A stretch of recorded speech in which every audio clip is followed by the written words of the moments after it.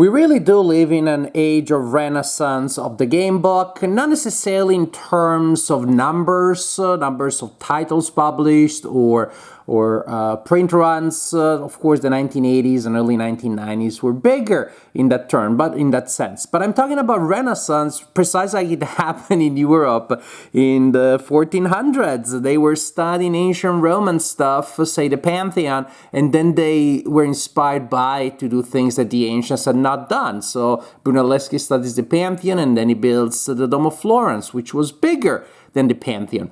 The same metaphor applies here because now we have game books after the dark decade of the early 2000s. We have game books, but simply the quality, the depth, the production values that we see here, we didn't see before. So game books are back and really better than they ever were. Order of Eventide is a self-contained game book, also solo and or cooperative role-playing game for 1 to 4 players. And the game is set in a fantasy world, and it is deeply inspired by Four Against Darkness. And I talked to one of the authors, and the author by email, and the author confirmed that Four Against Darkness was a real deep inspiration here. So what you're gonna have here is again a game that you can play on your own or with your friends.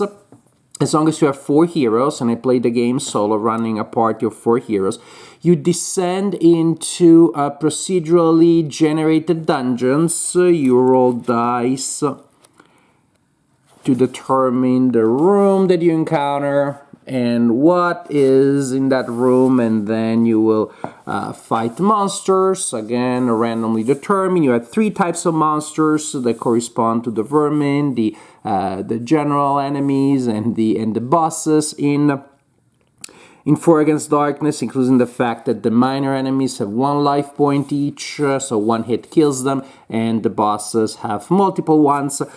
The 2 fight, pretty simple. The enemies have a level, and you never roll dice for them.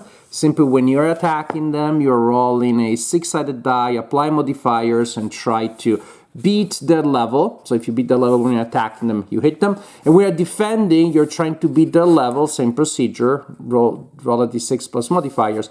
And at this time, you're trying to beat their level in order to dodge, to defend.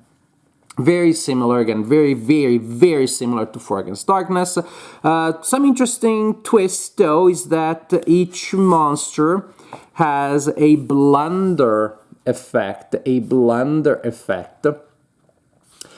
And so when you roll a 1, you will simply activate the blunder effect for that monster, which is an extra negative effect that happens to you.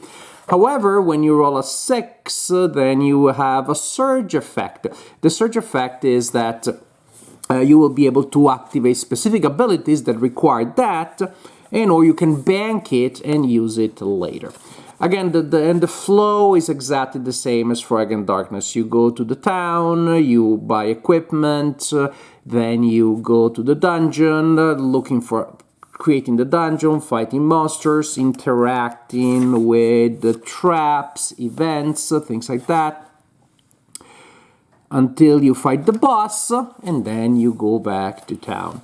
And that's my recommendation, because when you're fight, my recommendation of like, if you have 4 dice, 1 per hero, a d4, then you're good to go. You need the d4 for when the enemies attack you to determine which of your heroes is being attacked. And so I simply, when you defend, I roll the 2 together. That tells me who is being attacked. This is a triple 4, in case you're wondering. And then what I roll, yay, surge effect. So the general idea is very, very similar to Four Against Darkness, and you're wondering then why would I need to then consider this? Because of the production values, which are very high, and simply because of quantity and variety of content. Simply put, the gameplay is very similar to Four Against Darkness, with some extra elements due to blunders and surges and other things like that. But you're going to have more content, a lot more than with the base set of Four Against Darkness. And you have, as you can see, color illustrations, and a lot of them, and really nice and high quality color illustrations. You also have more variety in terms of content because to create your hero, for example, you will you will have a name, of course, but then also a race and a class. So you don't have just the elf, like say in For Against Darkness, which is fine. For Against Darkness was based on the red box of D&D, at least that's my feeling. That's the feeling that I get from playing it. And this is more advanced, more like an advanced D&D, or D&D like we call it these days. So you will choose different races with different abilities and then a different path. And so that you know what I'm talking about, also in terms of the great art and the variety of gameplay, you have a section with illustrated races of the game, and you have, of course, the classic ones from dwarves, halflings. But then it gets also a little more creative. So we have centaurs. I don't know exactly how centaurs walk down those stairs in the dungeon, but I play with a centaur. Pretty fun. They can trample. you can bank surges and to make trample attacks against your enemy. As you can see, that's one of the things that you can use the surge for, using these race abilities. And then you have the gnome and the fawn, and then you have the tiger king and the half drake. Talpuck, Rockskin, Outlander, Apex, and some are open to different kind of professional paths, some a little more restricted. And the Merfolk, the Silvera. So that just gives you a sense of the fact that you just have a lot of variety there. Then you're gonna have their standard paths, and then they can their archetype. They can go up in tier, and this time you have different professions with different abilities. While the base set of For Against Darkness will give you a dungeon, basically. Here you have 6. And by completing the dungeons in order, you will experience an overarching narrative. Each dungeon has its own nice full-page illustration, giving you a sense of where the dungeon is, and then again you're gonna have a little bit of setting, a little bit of atmosphere with the lore and the location of the dungeon. But again, the big deal is, of course, the geography of the dungeon and the monsters that you find in there. You need to interact with altars. Ultimately, that is how you meet the big bad boss. The more altars you interact with, then you get +1, and that will allow you then to meet the Master Behemoth, which again is the big boss of each dungeon. Very nice illustrations. In between adventures, we go to the town, and again, the town feels very deep and immersive, both because of the large illustrations and the amount of things that you can do. A bit of weird the leveling up when you kill the monsters. I feel like they disappear in thin air, and they drop they drop essence, a solidified embodiment of the life energy, and you collect that essence, and then you go to town, and then you give it to this guy. I imagine him grinding them and making those like a sort of like coffee or drink, and then you drink it. That's how you level up. So you can only level up in town by spending essence in town, not where you kill the monsters. Plus, here the Order Master will give you the option of doing other things. The Innkeeper will allow you to do things such as sleeping, hooray, recovering your life, plus doing other things, playing a dice game, collecting rumors that may affect what happens next.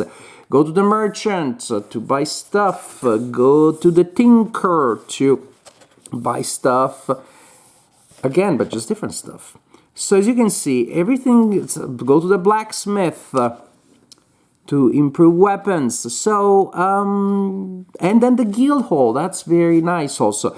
You spend gold to join a guild based on your profession, and that will then give you, which is in a separate section, there you go, the guild registry, then you'll give you access to basically side missions. You can decide to add a side mission to your main mission with specific requirements, and if you complete that specific requirement, then you get a specific reward. And again, I like the fact that each profession has a different range, quite a large range of side quests, so to speak, with challenges and rewards.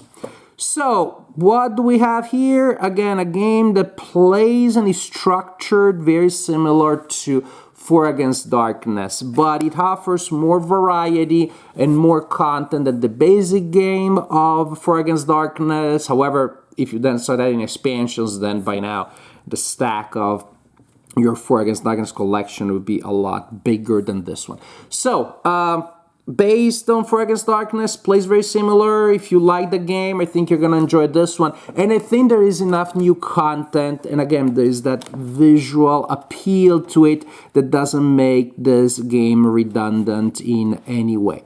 So I had fun playing a solo campaign of Order of Eventide, although I played the heck out of For Against Darkness, and I'm even guilty of creating some content for the game. I still find that Order of Eventide is not redundant, and it's worth playing and having a good time with, even for fans of For Against Darkness.